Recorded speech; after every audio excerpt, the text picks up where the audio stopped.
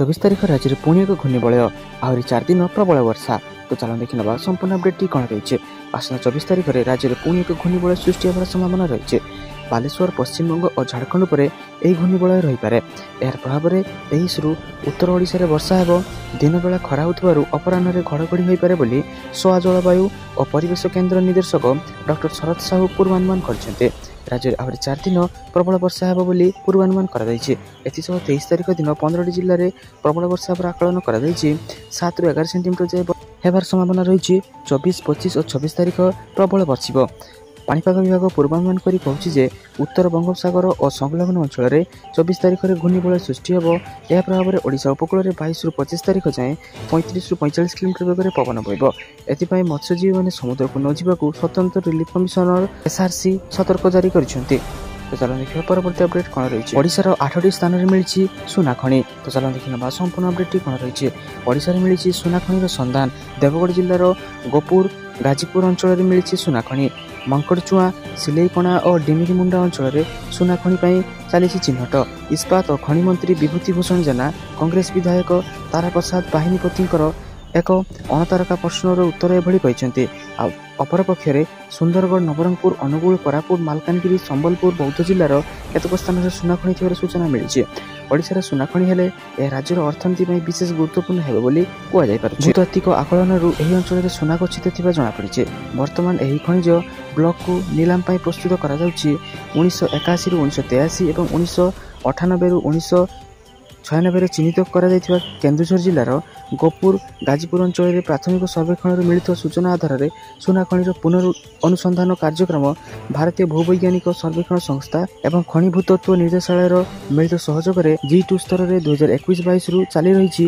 यही खनिर मान और परिमाण निर्धारण करा जाय नथिबारु यार उत्तोलन निमंते सरकार स्तर में वर्तमान कौन योजना नहीं। तो चलो देखिए परवर्ती अपडेट कौन रही।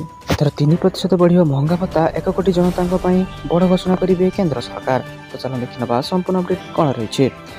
CPI IW तथ्य मुताबक सरकार एथर 3% महंगा भत्ता वृद्धि करें। लक्ष लक्ष सरकारी कर्मचारी और पेंशनधारी DA और महंगा आश्वस्ति वृद्धि को उत्सुकतार सहित अपेक्षा कर रही बेले खूब शीघ्र एने खुशी खबर आसब। खूब शीघ्र DA और DR वृद्धि घोषणा करें केंद्र सरकार। साधारण भाव वर्षर जनवरी और जुलाई मासरे 2 थर केंद्र सरकार DA रे संशोधन करते एने ऑफिशियल भाव घोषणा कर। तेबे एथर DA बढ़िले कर्मचारी वेतन केते बढ़िबो से नहीं सभी मन में प्रश्न उठुचे। सप्तम वेतन आयोग अनुसार कर्मचारी और पेंशनधारी ए वृद्धि कराजिबो और ताहा चलित वर्ष जुलाई रू प्रभावी होई परिबो। जदि सरकार DA रे वृद्धि करती तेबे ताहा आगामी टेक होम सैलरी सह शामिल हेबो। गत थर मार्च 7 रे DA बढ़िथिबा बेले ताहा जनवरी 1 रू प्रभावी होइतिला। सेपरि गत वर्ष जुलाई 1 रे DA वृद्धि घोषणा हेबा परे ताहा अक्टोबर 18 रू लागू होइतिला। तो चलो देखिया परवर्ती अपडेट कौन रही। पश्चिमबंग सीमारू हटिला नाका पॉइंट। तो चलो देखि नबा संपूर्ण अपडेट कौन रही। पश्चिमबंग सीमारू हटिला नाका पॉइंट मध्यरात्रि ओडिशा को प्रवेश करुछि आलू गाड़ी। दीर्घ दिन पर ओडिशा को आलू रप्तानी पई बाट फिटी जाइछे। पश्चिमबंग प्रशासन निर्देश में दांतण पुलिस सीमार 60 नंबर जातीय राजपथ सोनाकणिया ठारे नाका पॉइंट करी आलू अटकाउथिला। गत रविवार मध्यरात्रि पश्चिमबंग आलू व्यवसायी शीतल भंडार आलू बाहर करने बंद कर देथिले। फल गत मंगलवार पश्चिमबंग आलू व्यवसायी और पश्चिमबंग प्रशासन मध्य आलोचना होई ओडिशा को आलू रप्तानी बाट फिटिथिला। पश्चिमबंग पुलिस बुधवार मध्यरात्रि सीमार थिबा नाका पॉइंट हटाई देथिबा देखिबाकु मिलिछि। ए रास्ता दे 300 ରୁ अधिक आलू गाड़ी ओडिशा को प्रवेश करिछि जहाँफल ओडिशार आलू दर ह्रास पाइबो बोली संभावना रही। तो चलो देखिए परवर्ती अपडेट कौन रही। आसिला नुआ योजना अकाउंट को आसिबो 10,000 टंका पाइबे मागणा बीमार सुविधा। तो चलो देखि नबा संपूर्ण अपडेट कौन रही। भारत प्रधानमंत्री नरेंद्र मोदी द्वारा प्रधानमंत्री जनधन योजना आरंभ करा जायछि। এই যোজনা মাধ্যমে সরকার দেশের প্রতি গ্রামাঞ্চলকু ব্যাংকিং সেবা যোগাইবাকু চাহুଛନ୍ତି। সমস্ত জনধন আকাউন্টধারীଙ୍କୁ সরকার 10,000 টঙ্কা পঠাইবে এবং 1 লক্ষ টঙ্কা পর্যন্ত বীমা কভর মধ্য প্রদান করিবে। যদি আপন জনধন যোজনার লাভ উঠাইবাকু চাহুଛନ୍ତି তেবে আম সহ ভিডিওକୁ আগুକୁ দেখুথাନ୍ତୁ। प्रधानमंत्री जनधन योजना माध्यम केंद्र सरकार ग्रामांचल प्रत्येक नागरिक को बैंक सेवा सहित जोड़ा चाहते जहाद्वारा प्रत्येक नागरिक बैंकिंग सेवार सुविधा पाइपर। यह योजना माध्यम सरकार समस्त मागणा बैंक अकाउंट खोलुंट। यदि आप स्कीम माध्यम आपंकर बैंक अकाउंट खोलती तेज आपको 1 लक्ष टंका पर्यंत बीमा कवर प्रदान कर। योजना अधीन सरकार बैंक अकाउंट खोलुवा हिताधिकारी 1 लक्ष टंका पर्यंत बीमा प्रदान करुँच। प्रधानमंत्री जनधन योजना माध्यम सरकार समस्त ग्रामांचल और सहरांचल मागणा बैंक अकाउंट खोलुंट। योजना अधीन बैंक अकाउंट खोलुवा अकाउंटधारी मैंने कौन दलिल बिना 10,000 टंका पर्यंत ऋण Piper. Ration card, PAN card, email ID, घर प्रमाणपत्र, मोबाइल नंबर और पासपोर्ट आकार फोटो थिबा आवश्यक। जदि आपण माने एही योजना लाभ उठाइबाकू चाहुछंती सर्वप्रथम प्रधानमंत्री जनधन योजनार आवेदन करियाकू पड़िबो। सर्वप्रथम आपनकू निकटरे थिबा कोनोसी एक बैंक शाखा को जिबाकू पड़िबो। शाखारे कोनोसी कर्मचारी ठारू एहार आवेदन फॉर्म नै एथिरे समस्त सूचना पूरण करिया परे वर्तमान आपनकू एही आवेदन फॉर्म रे पचार दैथिबा समस्त डॉक्यूमेंट को एहार आवेदन फॉर्म से संलग्न करी बैंक को देबाकू पड़िबो। तापर आपण माने एही योजना लाभ पाई परिबे। चलो देखिया परवर्ती अपडेट कोन दैछि। चाषी आसला बड़ खबर। तो चलो देखा संपूर्ण खबरटी कौन रही। तेज प्रधानमंत्री किसान निधि योजना रे 18तम किस्ती को नहीं अनेक चाषी अपेक्षा कर रही। एक बड़ अपडेट सामना को आसूची। चाषी परवर्ती किस्ती केबे दिया एने बड़ खबर आसी। जातीय गणमाध्यम रिपोर्ट अनुसार सेप्टेम्बर मास कि अक्टोबर मासरे एही टंका चाषी अकाउंट को आसीपारे।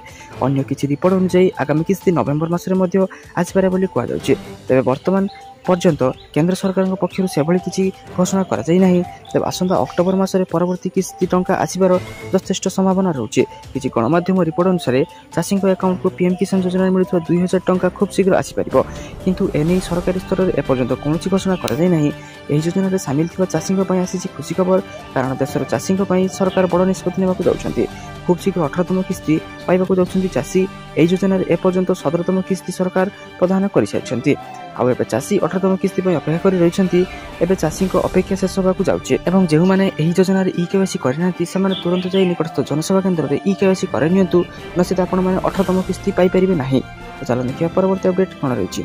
आसीगला सीआईएसएफ रो कनेस्टेबल फायर रिक्वायरमेंट। तो चलो देखिए संपूर्ण अपडेट कौन रही। 1130 पोस्ट पाई एही तारिख रु आवेदन आरंभ होइजबो। द्वादश पास प्रार्थी माने सुजोग नै परिबे। सीआईएसएफ कनेस्टेबल नियुक्ति सुजोग को अपेक्षा कर रही प्रार्थी मान खुशी खबर आसी। भारत सरकार गृह मंत्रालय अधीन केंद्र शिल्प सुरक्षा बल द्वारा पे स्केल 3 रे कनेस्टेबल फायर पदवी रे नियुक्ति पई विज्ञप्ति जारी करिছে। अगस्त 21 बुधवार दिन सीआईएसएफ द्वारा जारी कर दैथिबा विज्ञप्ति अनुसार देशर विभिन्न राज्य तथा केंद्रशासित अंचल रे अस्थायी भित्तिरे मोट 1130 कनेस्टेबल फायर नियुक्ति एही परिस्थिति रे सीआईएसएफ द्वारा विज्ञापन दिया जाइथिबा कनेस्टेबल फायर पदवी रे नियुक्ति पई आवेदन करबा को इच्छुक थिबा प्रार्थी माने सरकारी नियुक्ति पोर्टल CISFRECTT.CISF.gov.in रे उपलब्ध ऑनलाइन आवेदन फॉर्म माध्यम रे आवेदन करि परिबे। आवेदन प्रक्रिया 31 अगस्त रु आरंभ होई जिवो। प्रार्थी माने 30 सेप्टेम्बर शेष तारिख सुधा एहा को आवेदन करि परिबे। आवेदन समय प्रार्थी को ऑनलाइन माध्यम रे 100 टंका फी देबाक पड़िबो। एहा सह एससी एसटी एवं ईएसएम वर्गर प्रार्थी को यह देयमुक्त करा जाइछे। द्वादश पास प्रार्थी मैंने यार सुजोग नहीं पारे एवं अधिक जानापी यार ऑफिशियल वेबसाइट को जाई आपण मैंने विजिट करी यार आवेदन करेंगे और यार संपूर्ण विज्ञप्ति जानीपारे। सारा दिन यहपरी बछा बछा गुरुत्वपूर्ण खबर जानापी आम चैनल को सब्सक्राइब रखुँ और आम वीडियो को लाइक कर दिंतु। धन्यवाद।